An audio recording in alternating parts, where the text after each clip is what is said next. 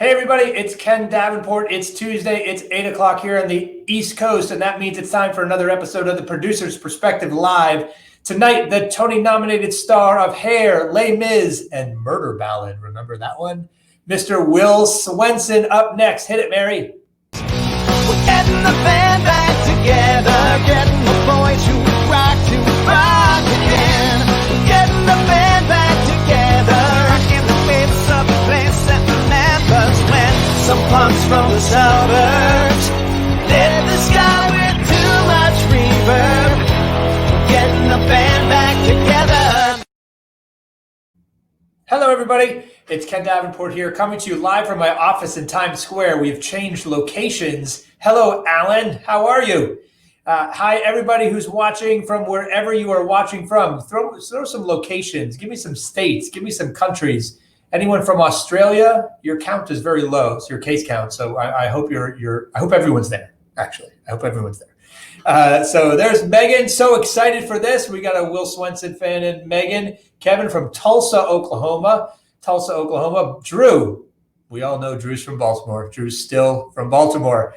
Drew hanging on with us since the very beginning. Welcome back, Drew. Thanks so much for being here. Hello, Benny. Benny, I just sent you an email. Moments ago, I just sent you an email. Missy from Cincinnati. Christina from Pennsylvania. Polka. I don't know what that is. Look at all these people from all over the place. That's right. We have a big-time Broadway star, and that's what happens. Mike Lockey shows up from Wenatchee, Washington, and Cheryl from Plymouth, Michigan. Utah's in the house. Renee from West Virginia. This is crazy. Not a single New Yorker is here. Not a single New Yorker, because the New Yorkers are still too afraid to even check out live streams, I guess.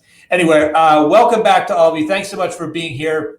And thanks for being here from all over. It just goes to show you that Broadway isn't about one specific city. It's about this whole country, and we're going to get this. We're going to get this industry back on its feet as fast as we can.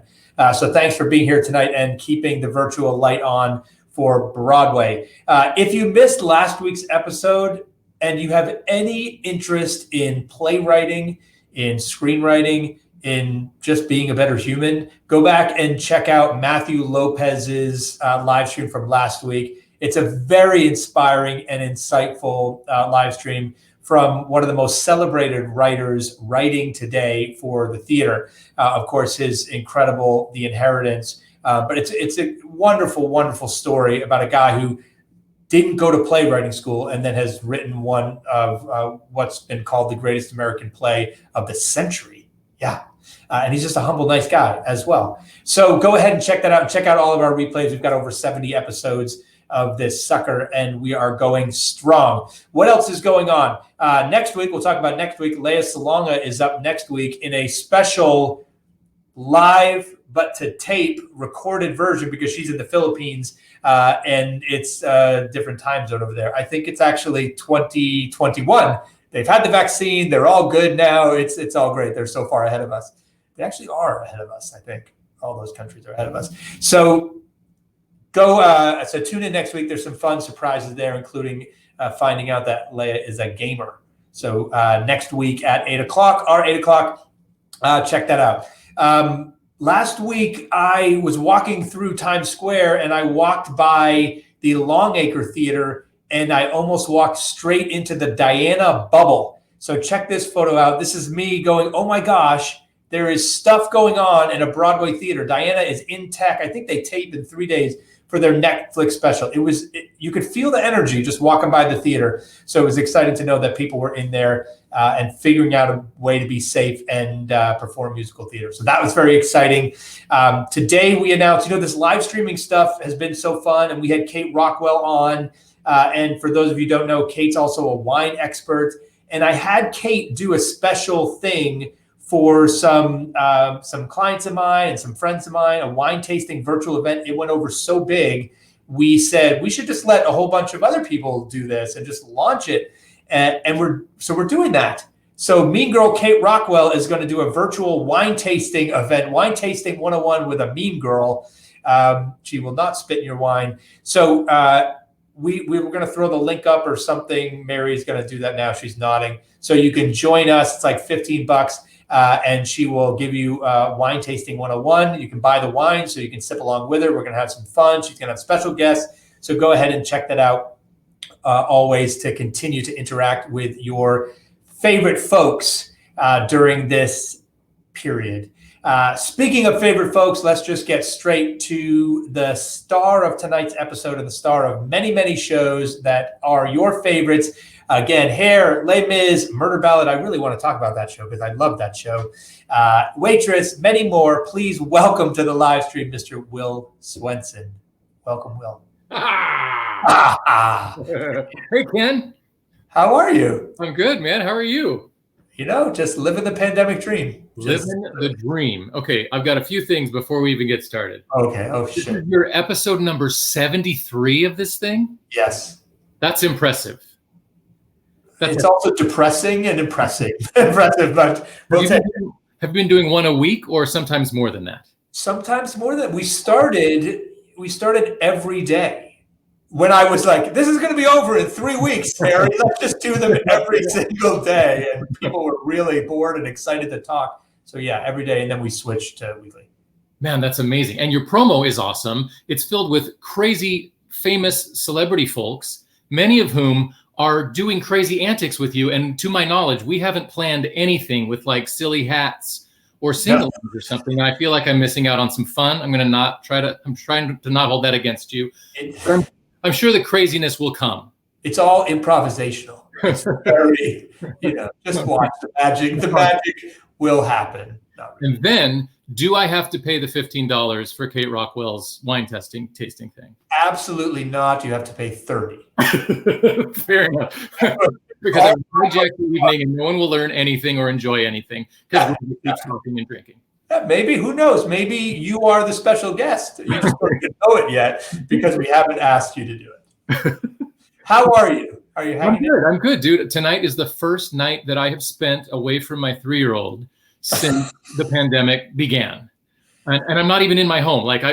We've taken a road trip and we were on the road all day. And so we're like those parents who, she's 3, she's almost 4. But since the pandemic began, we've just been hunkered down at home trying to be safe. And she hasn't been in preschool.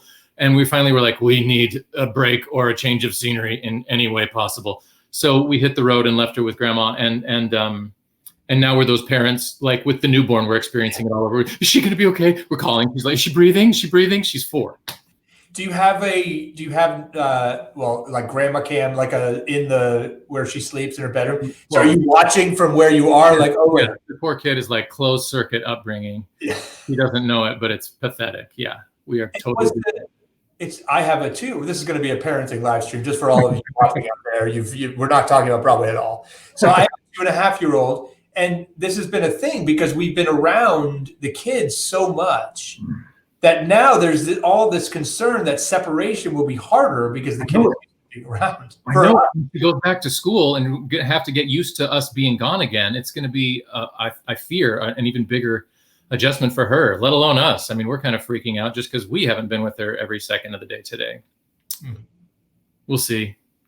But it's one of the blessings, though, because I'm sure if this pandemic had not gone down, how much time would you have spent with your 3-year-old? Exactly. You forget how much you're actually at work. And I've spent the last 6 months, just outside with her, like every day. It's been paradise. And if it had been my choice, I would think I live the most paradisical, blessed life. But because it's forced upon us, I'm like, this is the worst. And I'm totally anxiety ridden. But it's tons of time that I wouldn't have gotten with her otherwise. I'm so much closer to her than I think I would have been. Yeah, she's turning into a great little human being. But amazing. Yeah. Do we have a picture? We'd throw a picture up maybe or something if we had one. But Mary isn't doing her job. Camera. Hold on. I'll be quick. Oh yeah. I was propping up my computer with my cell phone. Oh great. We're gonna get an exclusive like People magazine like photo. Here it is. It costs $50. She's a crazy person. She's gonna turn 4 next month, but she's wearing size like 6 clothes. Well, you saw me with my beard, right? Like this was Will with like the huge beard. And that was I had my head shaved at that time too, but you can't really see her. There she is. That's the look at that nugget. I love it. You've gone through a number of different hair motifs. Look, I'll tell you what, man, when you're an actor, you're just a puppet in so many ways. And one of the ways in which you're a puppet is that you never get to control your own hairstyle, because whatever show you're in, whatever TV show you're working in, they say your hair needs to look like this. And you sign a contract literally to say, exactly, there it is. There it is. Well played, Mary. Well played. Yeah, exactly. So that's the show I was doing for 3 years, and my hair got down to the middle of my back. And it was not my choice. It was great. I loved it. But there it is again. There it is again. And with the beard this time. Mary is killing it. It's like an SNL episode in here. Show of the evolution of Will's hair. At any rate, this was for a thing I shot last week as well, because we decided it'd be cool if I had a mohawk. But yeah, just but it's a time where I can do whatever I want. So yeah, my beard was down to here. I was growing it out because my daughter wanted me to be a pirate for Halloween, and she declared this like in March. And so I was just growing it out. Well, I was actually growing it out for Assassins. I was going to do this production of Assassins down at Classic Stage. And then then COVID hit, and I just didn't shave it. There's about what I look like right now. Here it is, Assassins. Mary, you are on it. She is really on it. And she's like, okay, what's he going to say? And go. So I just kept growing my beard, and it just got stupidly long. And I just thought, for kitsch value, I just kept growing it. And then one day, my daughter said, "I'm tired of your beard, Dad." And I was like, oh, good. Me too. Zoop. What a great father you are. I would not grow a beard for my child. I would not do it. I don't care what she said. Also, everybody was doing it for the COVID reasons. Everyone was like, that's my COVID beard. So it was what it was. And I was a lumberjack as well. We kind of live in the woods, and that storm came and all the trees fell over. So we were chopping up wood. I've literally been like hacking wood, making firewood with a 6-inch beard. So it was it's very macho. Very macho. It's the man show here now. I'm going to get all my musical theater stuff down for the background. So tell us where I've been asking all my guests, where were you when the virus hit the fan? Like, I know you were in rehearsals for Assassins. Do you remember the moment where you were like, oh shit, this is different. Something is, and I got this. Yeah. I mean, we were in rehearsals for Assassins, and we were rehearsing at this studio on the Upper West Side. It's actually where we did that reading together prior to that. It's like a dance studio on West End Avenue in like 60th or something. Oh, they had Movement Arts Center. Yes. So we were rehearsing there, and there were kind of, people were starting to kind of grow concerned about the virus, and it hadn't really hit the fan yet. But because it was like a dance studio with like 100 kids coming in for ballet classes and sweating all over, and they're all stretching through the hallways, and it's very close proximity, I think we were growing a little more concerned about breathing space and whatnot. And then the day that Broadway closed, we were in the middle of rehearsal and, learning difficult Sondheim songs. And Judy Kuhn just goes, "Broadway's closed," in the middle of rehearsal. And everyone just like took a gasp. And then we were just like closed, like all of it. She's like, "Yeah, they called it. Broadway's shut down." And then literally our stage manager, as stage managers are prone to do, was like, "Guys, get back on task, please." Like, come on, this is earth-shattering, career-ending news. Can we have 10 seconds? And our stage manager was like, "Stop talking. Get back to work." What's the number of that stage manager? That guy sounds pretty good. I'm gonna make sure I get that. Oh, you know her. Oh, you know her. Oh yeah. Oh, I do. Yeah. She's great. She's terrific. Yeah. And what? So, did you spend the time in the city, out of the city? What have you been doing through all this period? Lots of Zoom readings. You did some stuff, which I want to talk about. But yeah, I mean, it's a lot of fundraisers, a lot of Zoom meetings, and trying to. It honestly feels like we've spent a lot of time trying to raise money for everybody in the business, just like theater companies and charities and I just did one for the, what is it called usually, the equity Gypsy of the Year. Oh yeah, they're doing a Halloween thing normally. I'm spacing what it's normally called, but anyway, a lot of fundraisers, a lot of those kind of things, and we've just been at home. We've built, I think a lot of us have built a little weird studio in our attic so we can record. Otter's been doing like books on tape and just trying to scrap and make $1 if possible. And that's not been very easy. What's been the most random thing you've done over the last 6 months? The craziest, like you were, in a closet, whatever, and you're like, I can't believe I'm doing this right now. I'm on a Zoom meeting underneath a blanket, my 2-year-old, whatever. It was this Broadway Cares thing that I just shot. It doesn't air until Halloween, but J. Armstrong Johnson conceived it and directed it.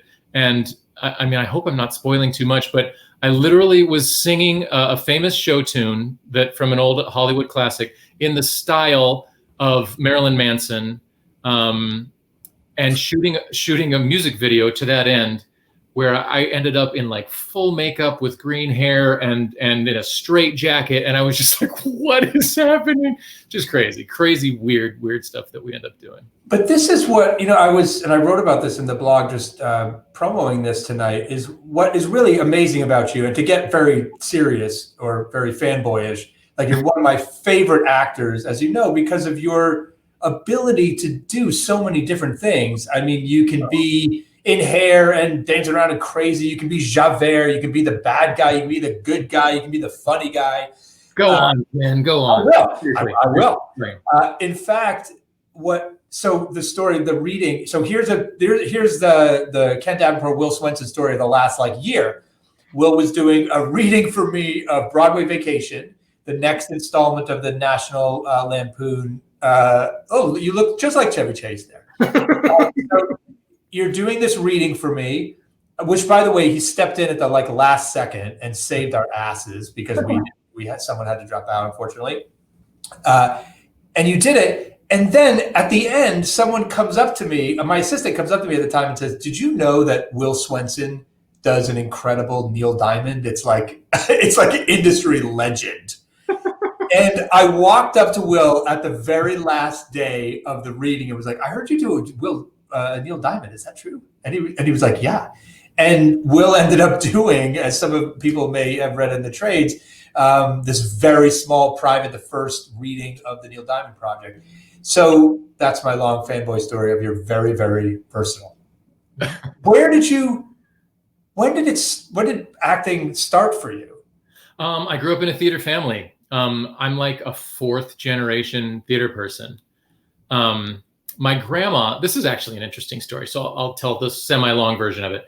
My grandma was born in Utah in 1908 and she was adopted and never found out who her adopted parents were. She was adopted by farmers, and she lived in West Valley, Salt Lake City, grew up on a farm, milking cows, literally growing crops, but just hated it and fell in love with drama and just did the school plays and just was crazy about it, wanted to sing and dance and started writing plays. And she met her husband and she was like, "I love doing this." And he was like, "That sounds good." And in the 40s, during the Second World War, they thought all these leading men are going off to war, so there's a shortage of leading men. Let's go to Los Angeles and get into the movies. So they went down there, and Grandpa was auditioning, and they said, "Let's just make our own theater." And they started a small theater in Glendale, which is still there. It's called the Glendale Center Theater. It's 75 years old. It's a community theater, and Grandma started writing plays, and then she got published by Samuel French, and she ended up writing 50 plays, and they're drawing room comedies. They're very of their time. But adorable, cute, a lot of them romantic comedies, 3-act comedies. And so I grew up, I was born in Utah, but then we moved to Glendale and grew up in that theater till I was 12. And then my parents said, "Let's go start our own theater in Salt Lake." So we moved to Salt Lake City and we started our own theater there. That theater is still there. My brother runs a theater in Provo. So I grew up in the theater. And then the cool part of this story is, no joke, 6 months ago, we'd been trying to find out our entire lives who my grandmother's biological parents were, because she just never knew. Oh my God. And I had a friend who happened to work at Ancestry.com. And I said, "Lisa, can you run this data? Because we've hit a brick wall." And she said, "Sure, send me the DNA." And so I spit in a vial or whatever it is. And she called me up and she was like, "No hits right away." And then a few months later, she called me back. She was like, "Okay, we've been digging and digging, doing crazy amounts of research. You're not going to believe this." The short answer to a long story that she had to tell, which was amazing, is that my grandma's biological mother was a Ziegfeld Follies girl. You are kidding me. Not even kidding you. Her father was a miner who owned coal and diamond mines. He happened to be in Utah working in Park City, and his daughter got knocked up by a kid, by somebody in Utah, and so she got pregnant. Her mom said that's not going to work, so she pulled her out of Utah and took her to New York City, and she joined the Follies, dated one of the Vanderbilts, and it was like a huge tabloid scandal because they wrecked their car, and she said that he was trying to take advantage of her, and they were thinking that she was trying to take his money. Anyway, it's a long story, a super interesting story, but long story short, I'm a fourth generation performer. Is there an inheritance in there for you somehow? Like I'm sure there's no money in being a Follies girl, but she had an act called the Singleton Sisters with a girl who wasn't actually her sister. But it's just like, that is like evidence that theater is in the blood. I mean, my grandma like literally could not have been further away from the theater in Utah and just zoned in on it. Just couldn't have been more interested in it. And she actually was the daughter of a Follies girl. If I can do that, see that frame back there, all those cards back there, those are the business cards of my great grandfather, Delbert Essex Davenport, who was a producer and a lyricist and the publicist for Douglas Fairbanks and Mary Pickford and all this crazy stuff. So, your grandfather? My great grandfather. Great grandfather. He was married. So he was a producer like around that time? Oh yeah. In the 20s, he was a Ziegfeld wannabe. Who knows? He could be the guy that knocked up your grandmother. He was married 5 times. You never know. Uncle Ken. Yeah. Exactly. So with I'm going to get all serious and actor's studio. Like it does sound like a great subject. Right? It absolutely sounds like the plot of a Broadway play. And you write. You're a writer as well. I do write. I have written a little bit. Yeah. Yeah. All right. Well, please write that story, says Jamie Woodard. Please write. That was the first thing we thought. We were like, this sounds like a movie. This sounds too good to be true. It's crazy. Amazing. And also just like when they told me that story, I instantly just like bawled. Oh. No, I mean, just like the connection to it, because you feel it and like we love the arts so much. And to feel like the fact that it's sort of cosmically in us, it was crazy. And the fact that we just wanted to know where we came from. Well, you have that emotional reaction, be like, oh, look, everyone goes through these moments of like, especially now, every theater person is going, am I doing the right thing? Should I have been a lawyer? Should I have been a real estate broker, stockbroker, something safer so I can provide for my 2-year-old, 3, or whatever it is more? Yeah. And you get something like that happens, it goes, you're doing the right thing. Well, you're doing what you have no choice. If we can weather the storm, man, it's just the other side. Get me to the other side. I just imagined the other night, I was just kind of daydreaming, and I imagined that first night back for the first time of like just the curtain going up. I'm getting teary even thinking about it. But imagining it just makes me well up, just thinking, getting back to that place is the goal, and God help us that we can all get there. We'll get there. I think about that moment all the time. In fact, the first few episodes of this live stream, that's what I talked about a lot. It's just like, what can you imagine? Can you imagine what it's going to be like? Right. People in the shows. I'm sure you've got a finger on that pulse better than just about anybody in town. Can you talk about what's the latest? Or I'm sure you have, and I'm boring your guess. No, it's I'm hearing what has been on the street, which is there are some shows that are on sale that will appear in March. But then it's going to slow roll, I think. I don't think we're not going to turn the lights on like at a theme park. It's not going to be like, hey, Broadway's open and like everyone's going to rush back. I mean, are people even interested in like opening up at half capacity? Because that seems to sort of diffuse the purpose of what we do in the room. So I wrote a blog about this very subject. I said, one, social distance doesn't work for the theater. Right. And because one, economically, New York City doesn't work. And two, the experience isn't the same. Right. But I have to tell you, even now, I'm like, well, maybe we should just try something. Maybe something just to figure it out and experiment and start, because we're going to have to, it's going to take a while for people to come back. So you want people to like start, it's like, warming up the stove before throwing in a couple of eggs. You got to be a time process regardless so that people feel safe enough to come back. Yeah. By the way, eggs, that's about all I can cook, which is why I use that warming up the stove, which I'm not even sure that's the right way to cook them. But anyway, I think you get my point. How do you choose the roles that with the diversity of the roles that you, from Javert to Burger to all this stuff, what attracts you to this stuff? Well, I'll tell you, what I wish my answer is that I choose them carefully and I need to diversify and I'm desperate to stretch my creative boundaries. And while that's true in desire, as an actor, I think it's pretty few and far between the actors that actually can choose that and have that luxury financially.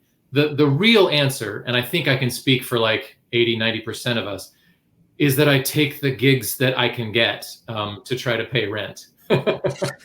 That said, there are times where you sort of have choices to make. And in this business, it's really common practice to get pigeonholed into, oh, he's the guy that can do this, or she's the girl that is the sexy girl. And, when I sort of kind of had a coming out party of sorts in this business, it was probably through hair. And so I think there was this idea, oh, he's the swarthy, hairy, whatever. Yeah, that guy that takes his shirt off on stage. So I think I was pretty interested in showing that I've got different skills than just doing that guy. So I knew that the very next thing that I did had to be sort of different. So luckily Priscilla, Queen of the Desert, came along, and that was a nice stretch from Berger in hair. So I got to show that color. And then I think I did a few things in between that. And then the next kind of big one that came along, I wanted to do something much, much more serious. And so Les Mis came along, and that showed a nice, stillness that I hadn't done in either of those two shows. And then as far as making choices, I just really wanted to start doing some more plays. Because I was just an acting major. I didn't really start to study singing until college, when I realized there's 4 musicals produced to every straight play. So I started paying attention to singing a little more. And I think I've done probably 3 musicals to every straight play that I've done. But that's changed a little bit over the years. I've started to do some more plays and some more film and TV. And so I just wanted to make sure that people knew that I wasn't just a singer, a musicals guy, that I've got some acting chops as well, and done some classical theater as well. So just trying to keep it interesting for one. I mean, if you're just the guy that plays the dumb stoner every single time, I think, what's the purpose of being an actor? We do this because we get to try on these different skins and tell these awesome different stories in different ways with different vocabulary and craft. So I mean, I've tried, but the short answer is, if you'll hire me, I will probably do the show for you. And how do you find the vocabulary of these characters in this craft? What is your approach to each role the same, or does each different role require different process, research? What do you do? I wish that I had a more locked in process for how I find folks, but it hasn't been. I feel like everything's been different for me, and I mean, sometimes it's much more of an outside in. Sometimes you start with sort of this just feeling, you try to let that get into your body and your delivery, and then sometimes the language is the focus of the piece, and so you start with the words.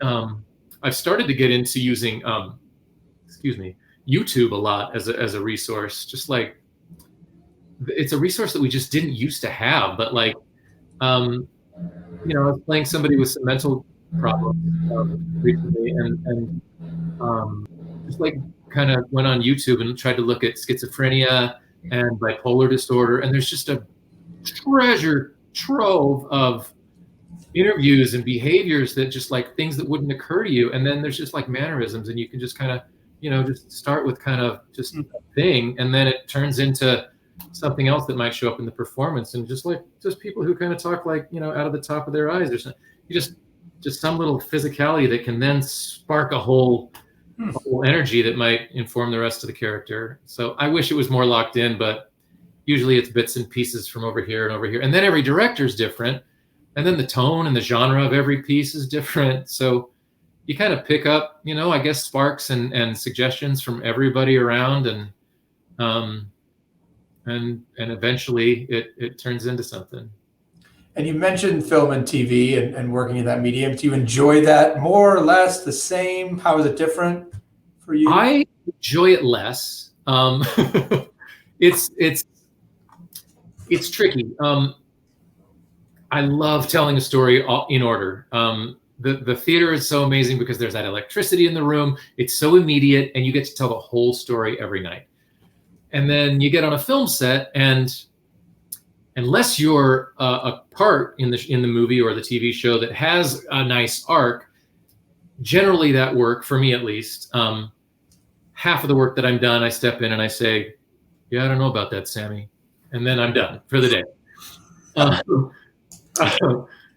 So it's not as fulfilling, and you shoot it out of order, and it's so technical because you have to hit this mark and be in that light, and you have to say it this way, and you can't say it too loud, and you have to hold the purple drink in your right hand and the red drink in your left hand, and if you forget, you screwed up the whole thing, and everybody's mad at you. So it's sort of like math for acting, and for that reason, I hate it. For the reason that it pays generally tons more than theater, I love it.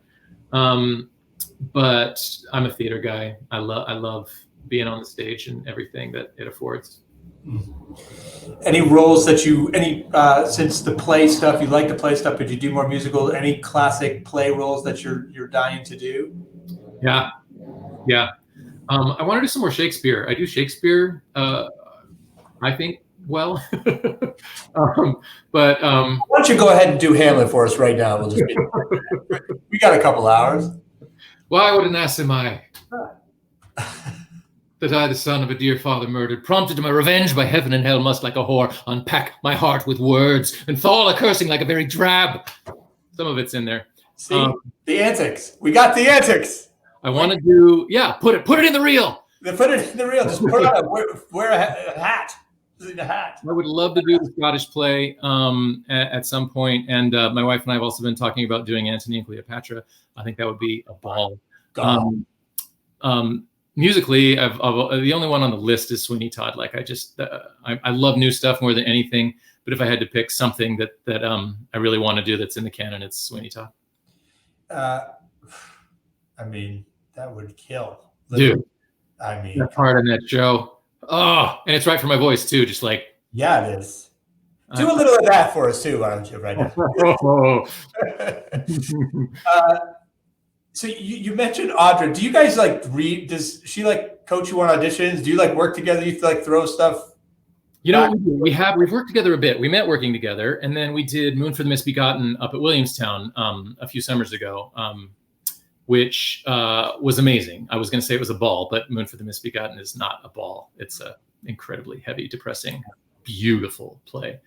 And we've talked about doing things. She's so insanely in demand and so much more talented than I am, that the idea of our schedules lining up and getting to do parts together is super tricky. I think we would, but yeah, I'm super lucky in that I have one of the world's best resources in my living room when I have questions, and I'll throw her a scene and just go, for an audition or whatever, and just go, what do you think about this? And she'll always have the most amazing insight. And it's usually you're doing way too much. We'll calm down and just let the scene do the work. And I'm like, oh yeah, I'm sorry. I'm sorry. But then we get to her putting me on tape, and I love her so much that I want to impress her with my great acting skills. So we're doing putting me on tape, and I'm trying to act so hard and be amazing, and then we'll stop, and she'll go, yeah, okay, but and she'll have some great suggestion. And I'll be so mad that I just screwed that up. And she thinks that I hate her for giving a note that she's right about. And so our marriage has ended almost about 27 times with her putting me on tape. But I have to have her help because she's so much better than I am. So that's a weird aspect of being married to somebody that does your same job. Today, literally, Ken, I tested for a pilot, a new TV show. Last year that I almost got. I was this close to getting it, and I didn't. And then they called her up and offered her a part on the same show. So literally right before we were talking, she was on the production Zoom meeting for this TV show, and I had to sit there and listen to it. I mean, it's its own television show. You should be writing this. Forget your grandmother's story. Write this. This is in the hotel room. I'm going to go out here and have a drink, so I don't have to listen to the TV show I didn't get. So that brings me to my last question, which is a very difficult time for a lot of us. I mean, listen, you're a terrific guy, and you have smiles through all of it, and it's one of the reasons why I love working with you. But what advice what have you done to stay up and positive during this period? What advice do you have for all the people out there watching about how to continue to get through this as it goes on and on much longer than any of us thought? Man, I wish I had the answer. I can talk about what I've done, but like I also have good friends who are struggling, man. It's such a rough time. And I will talk about what I've done, and it's worked okay for me, but I have the luxury of not having to stress too much because we're okay financially. And so many of us, like, our jobs are gone and we're on unemployment and we're living on like $600 a week, which in New York is like not even groceries. So I don't want to like talk about all the right things to do because I don't want to skim over the fact that this is just the worst. And if you're struggling, I don't know what to tell you other than we will all get through this somehow, and maybe we'll have different jobs, and maybe we'll have to have figured something else out. Certainly our art form is going to be a different animal than it was going into it.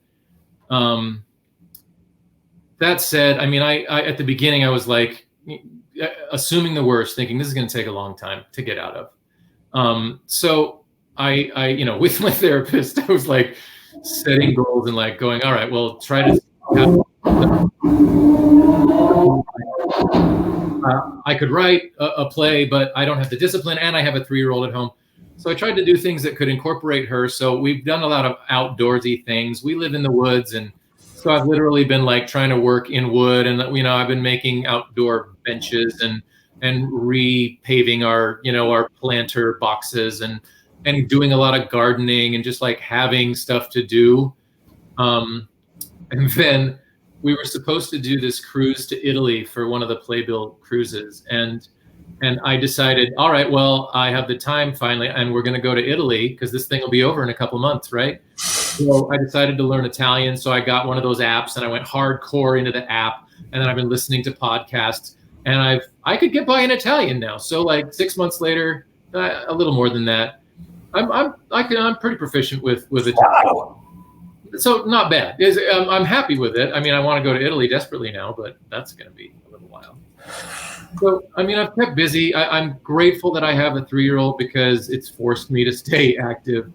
Because I think I spiral real quick once I get on Twitter and I click 3 times and I find 27 racists just shouting about how terrible people are. Anyway, that's been a challenge. I've been talking for a long time, but we'll get through it, man. We have to. We'll get through it, and we'll make some great shows together. Yes, we will. Yes, we will. And I can't thank you enough for being here and sharing this time with us, especially since it's your first night away from your 3-year-old since this began. Oh, it's my pleasure. It's just getting started. Yeah, exactly. Well, we can keep chatting all night long. She won't mind. Enjoy your night. Thanks so much for joining us. And I have said this to everyone, but I'm saying it to you very specifically. I look forward to being in a rehearsal room with you again very, very soon. From your mouth to God's ears, man. Very much looking forward to that. Awesome. Thanks for joining us, Will. We'll see you very soon. Thanks a lot, man. Will Swenson, everybody. You got Shakespeare. You got Hamlet from Will Swenson, everybody. You're going to have to wait for the Sweeney Todd, though. Can't thank him enough for joining us tonight. Thanks to all of you for watching. If you enjoyed tonight's episode, please do us a favor. Will talked about there's a lot of people out there struggling right now, and a lot of them are theater makers. Remember, there's no curbside pickup for what we do. There's no takeout. There's no delivery. The theater has gone from 100 miles an hour to 0. So a lot of people are making 0 right now. The institution organization that can help them is the Actors Fund. So please do whatever you can. Support the Actors Fund. A few of you threw some stars at us as we were chatting there. Thank you so much for that. I appreciate it. If you can, the tip jar will remain open on my Facebook page throughout the week. So whenever you can, throw something in there. Some other things you can do. You can support Save Our Stages. Write your congressperson and tell them to sign on to Save Our Stages, which is the bill that we're hoping becomes part of the HEROES Act, the stimulus bill that will then give some money to theater makers all over this country, from small to large, from 99-seat theaters and nonprofits to the big boys here on Broadway. It's going to support them all and keep them going. So go ahead, write your congressperson about that. What else is going on? I'm doing a webinar for those of you theater makers out there looking to get produced, looking to how to find a producer. It's the question I get asked the most. A bunch of people asked it even on my early live stream, so I decided to do something about it. It's my version of learning Italian. I did not learn Italian, but I put together this free webinar. It's about getting produced, how to get a producer for your show, even in a pandemic. Mary will throw the link in. It's totally free. Just join me. I'm going to yap for an hour and a half or so, probably about an hour, about strategies that I use to find producers and how I got my shows off the ground when I didn't know fancy people like Will Swenson. So sign up for that. And lastly, we end each episode with something to make you smile. This is a great organization. So we'll talk about raising money for lots of charities. And what's been a real blessing here is I've become aware of so many different charities that I didn't know about before.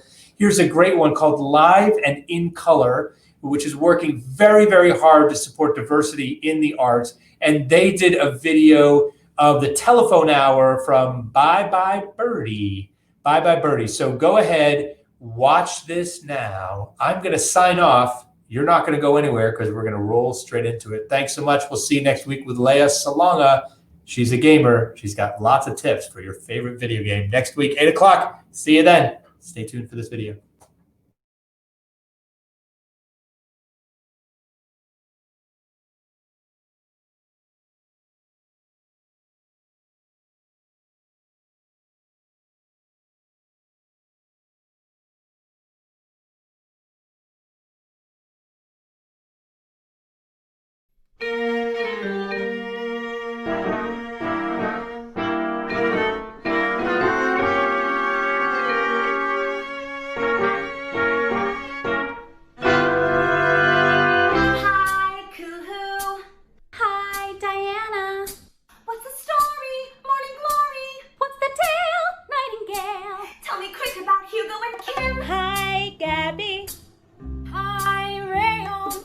What's the story? Morning Glory. What's the word? Hummingbird. Have you heard about Hugo and Kim? Did they really get pinned?